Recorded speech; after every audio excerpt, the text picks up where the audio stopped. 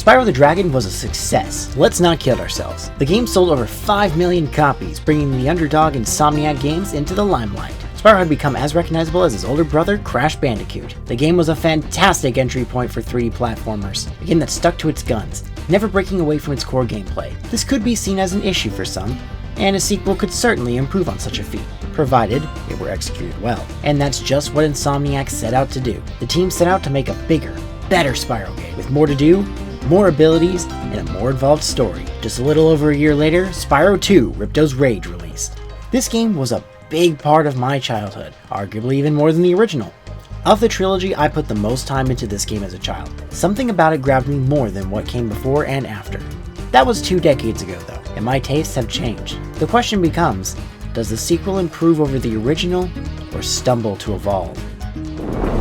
The game opens up a few months after the defeat of Nasty Nork from the first game.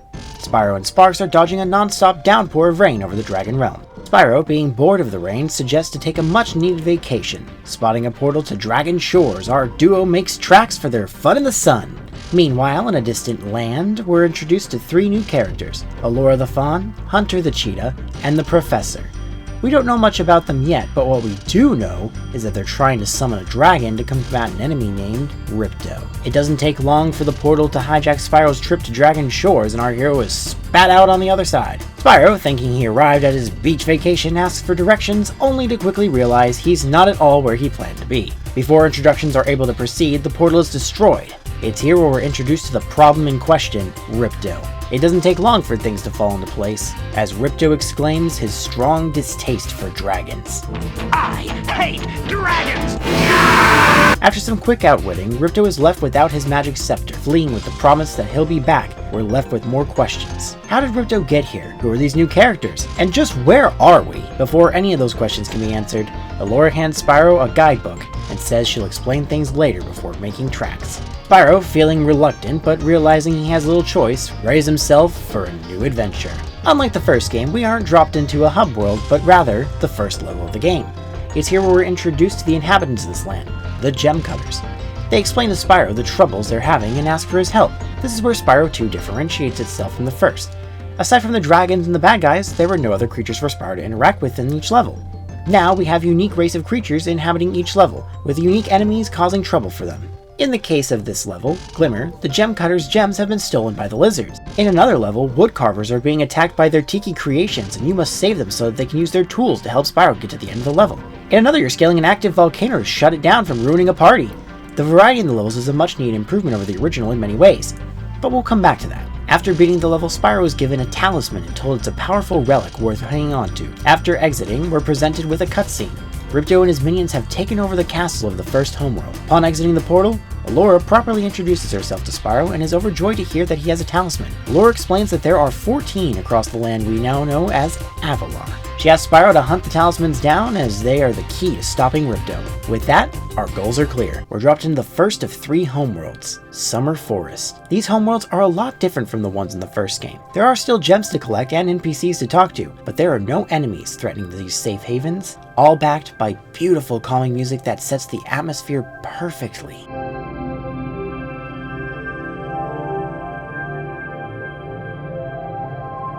Stuart Copeland returned once more to compose the soundtrack for Ripto's Rage, and while it's not my favorite of his work, it's got some fantastic pieces backing these varied locations.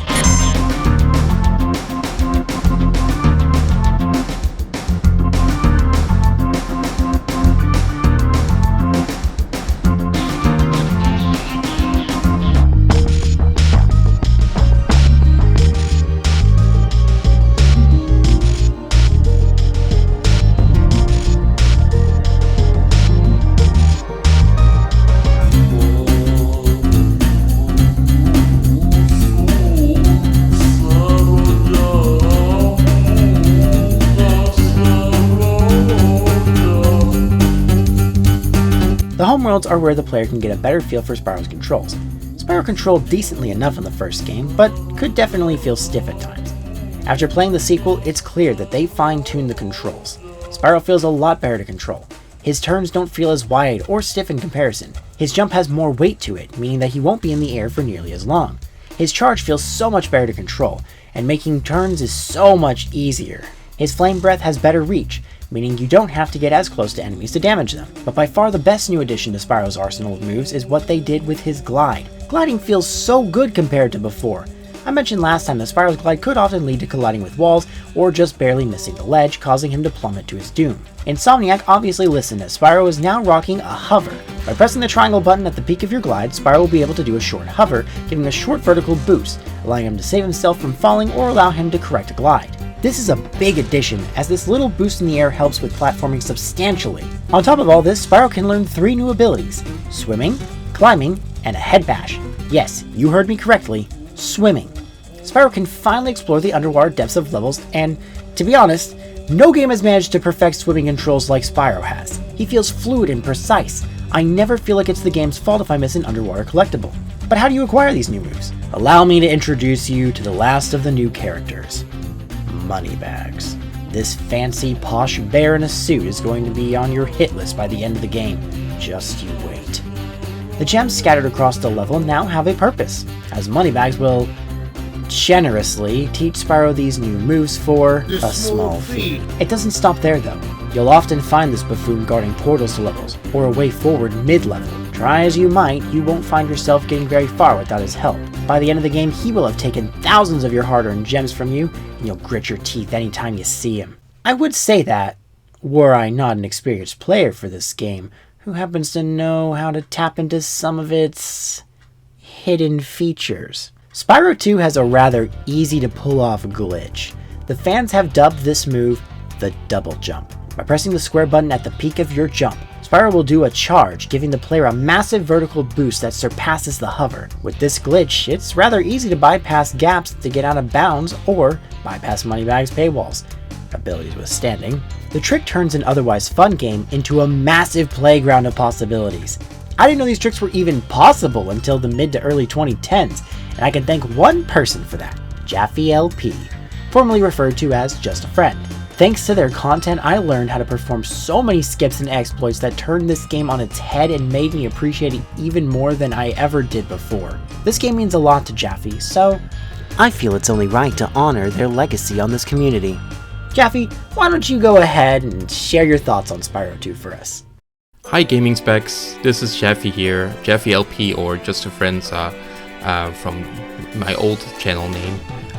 Thank you for inviting me to be on your YouTube video about Spyro. I will be talking a little bit about like how I came to love Spyro and love breaking Spyro, and yeah, and how my channel came to be and all that stuff. Just a little bit. Well, you know, like most people, Spyro 2 and just Spyro in general came from my childhood. It was an important game that time. Like the PS1 era, I have a lot of nostalgia for. There were some good gaming moments there, and platformers at that time too were very relevant. Like after Mario 64 and all that stuff. But something about Spyro really just resonated with me. I started with Spyro 2. That was my first game. My dad knew somebody who could copy PS1 discs and give them for free, so I had access to a lot of PS1 games that time. And Spyro 2 was just one of them. I didn't know much about it, and it just came into my, along with a lot of other games, came into my possession. I played it and just fell in love with it. It's hard to say if I like Spyro 2 because of the things, the aesthetics and stuff that I just like, or that these aesthetics kind of grew from within myself because of Spyro 2. Because of Spyro, because I love collecting things in games. I love vibrant colors, and Spyro really had both of those, and it's just a joy to play. It controlled well, like the gems, it just feels good to complete. I was very completionist. I have it's been a little bit less as I got older, but still I'm pretty completionist in games, and because maybe Spyro rewards you so well for getting everything. You get a nice fanfare, you get screens hey, you get rewards for doing 100% and above. It's great. And So yeah, it was just a childhood joy. And then when I started my YouTube channel, when I started doing Let's Plays and videos and stuff, an obvious candidate would be one of your favorite games, and Spyro 2 is that game.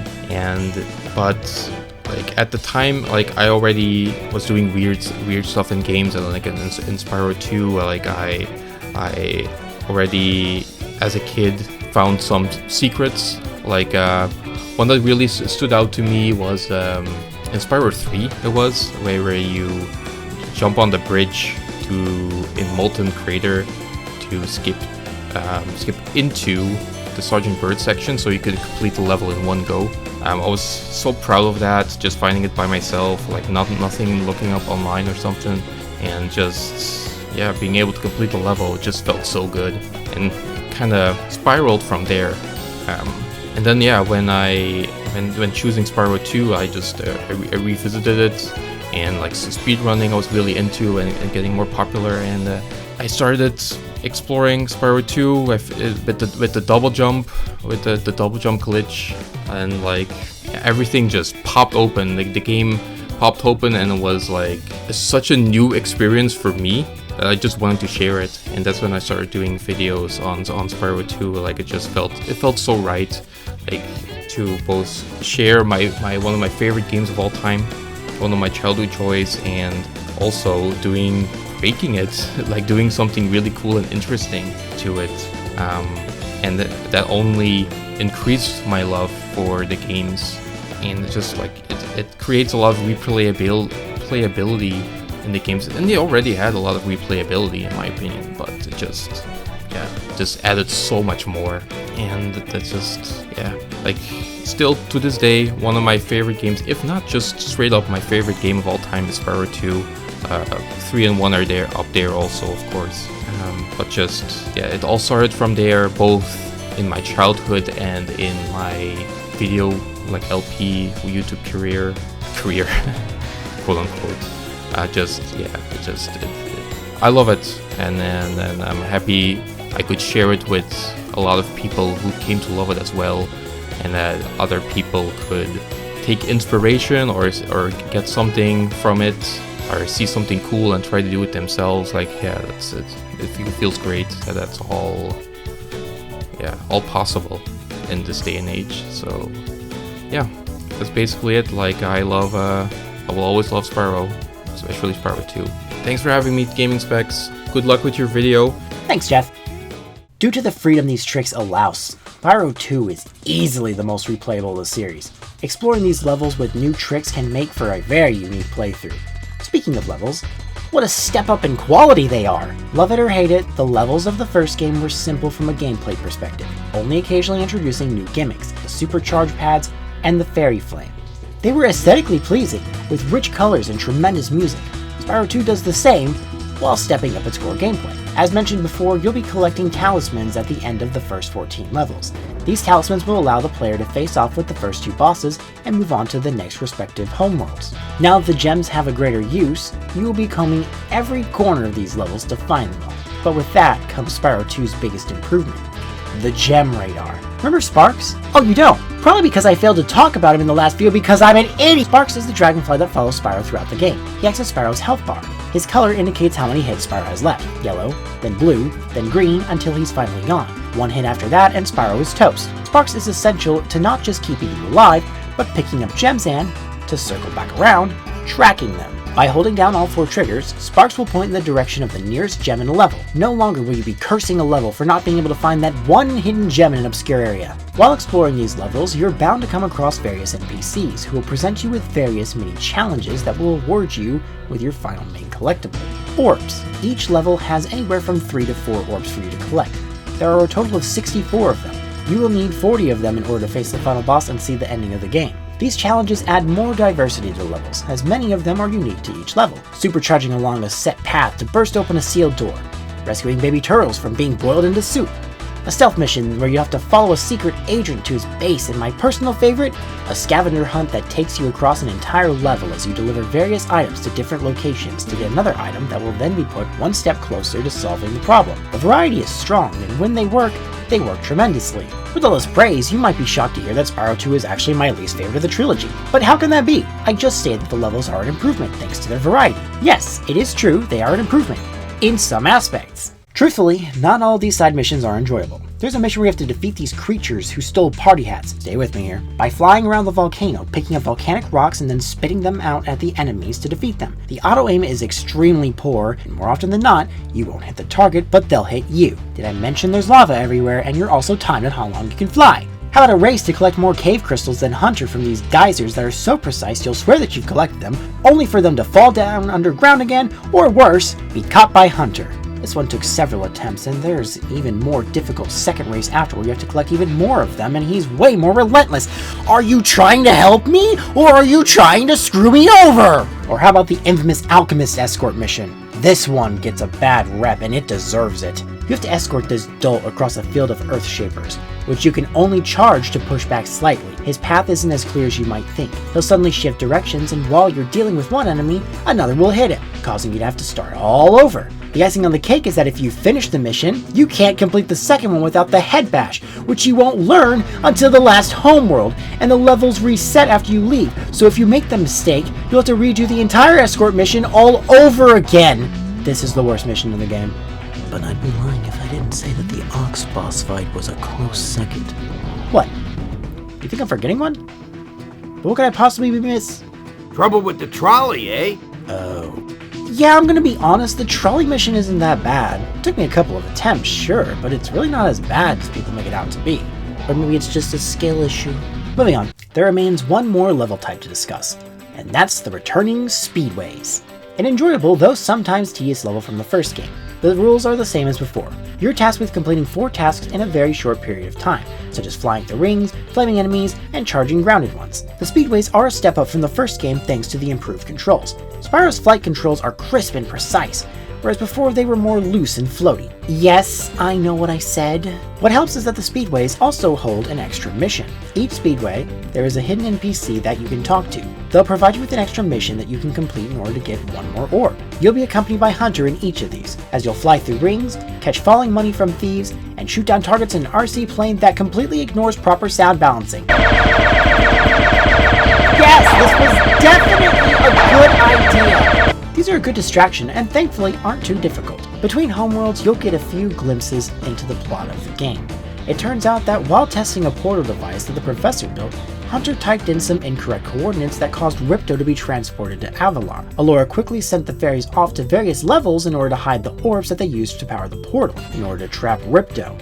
But trapping Ripto had consequences. Ripto, having no means of returning home, decided to take over the land. Thanks to the comment Ripto made about not liking dragons, the group decided to intercept one, which led to the opening of the game. After you collect the talismans of the first 2 homeworlds, and collect 40 orbs to use in the third, you'll be met with one of 3 bosses. Before, the bosses were an afterthought, to the point where they weren't even capable of being intimidating to the player. They'd go down in 3 to 4 hits and be done. They had levels that built up to them, but that's all they really had going for them. Bosses in Spyro 2 may lack levels, but they certainly make up for it in the sheer quality. I'll outright state it, these are the best bosses in the entire Spyro series. Your first fight is with Crush, where you'll have to dodge his attacks before flaming him. In a rage, he'll hit the ground, causing the ceiling to collapse on him. The weakest of the 3 bosses, but still a really strong first one. Second is Gulp, who is my favorite of the 3. You can't damage him with your flame or charge given how strong he is. You'll instead have to use various explosives sent from above to damage him. The cool thing about this is that Gulp too can use these against you. He's the toughest boss in the game by far. Lastly, you'll face off in a 3-stage fight against Ripto. You'll have to collect the powered up orbs that Hunter continues to drop in the arena. Collecting 3 will give Spyro one of 3 different power-ups based off of its color. Like Gulp, however, Ripto can steal the orbs and do the same. The first phase is against Ripto himself, followed by him riding a metal Gulp, and lastly, an aerial dogfight against a Robo-Pterodactyl. Super flame him enough and he'll fall into the lava, defeating him for good. Yeah, okay. What I enjoy about these bosses is the cutscenes that come between them. Spyro's banter with Ripto is iconic and fleshes Ripto's personality out wonderfully. We didn't get this with Nasty Nork, so it's nice to finally have a villain interact with Spyro. Upon Ripto's defeat, peace is restored to Avalar. Spyro is greeted by his friends, who have finished a portal that can send Spyro to Dragon Shores. Finally, able to enjoy his vacation. Allura apologizes for Moneybags taking our gems and swiftly gets Hunter to persuade him to return our gems to us for our trouble. After some farewells, Spyro promises to see them all again and heads off, concluding the story. After the credits roll, and if you've collected enough orbs and gems, you'll gain access to the extra level of the game, Dragon Shores Carnival. There are no gems, orbs, or talismans here. Just a few short minigames to play. You'll be shooting at targets, riding a tunnel of love, participating in a dunk tank, and popping balloons on a roller coaster. While I appreciate the idea for this level, for me, it's a step down from Nasty's loot. That felt like a fun victory lap after defeating Nork. You got to freely fly around, collecting gems, and it was just cathartic fun. This is just more of what I don't like about the main levels. All you get for beating these is tokens that you can use in a theater to watch the cutscenes of the game. Why would I want to do this? Maybe before the world of the internet, this was a cool inclusion, but it's why I pass on playing the level. You know what I do instead is head out to the side and unlock a special door. This door will only open if you've collected all of the gems and orbs in the game. Permanent Super Flame. Now, to the unsuspecting player, this may seem like a pretty useless reward. By the time you get it, you've done everything in the game. So what's the point? Well, if you exit to the title screen and start a new game file, you can unlock a secret New Game Plus, and guess what?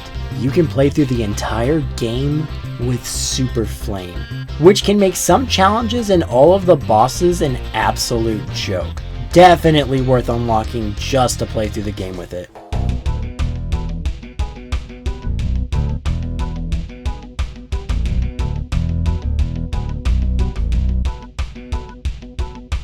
Spyro 2 is a complicated game. On one hand, it took several steps forward by having a more involved story with a much more likable villain that interacts with Spyro. It had more varied level theming, fantastic bosses, and great music as always. However, it also had a lot of mundane tasks that you have to deal with in order to get the end of the game. The side challenges are the make or break for me. Not to mention that I'm not the biggest fan of quite a number of the levels. Autumn Plains may be my favorite homeworld, but it has the weakest levels overall. Not you, Breeze Harbor. You're the best. That being said, when replaying the trilogy, I often find myself dreading playing 2. Heck, it took me the longest to record because I simply could not motivate myself to keep playing it for more than 1 to 2 levels each session. I beat Spyro 1 in 3 sessions, tackling 2 homeworlds each. And to jump ahead, I beat Spyro 3 in just 4 sessions, doing 1 homeworld per session. Spyro 2, however, took me about 10 to beat. As I've gotten older, my taste in games have changed. Spyro 2 was once my favorite of the trilogy. I had so many great memories tied to this game. It was the one my dad and I played together all the time. He'd help me beat certain levels and all the bosses when I couldn't.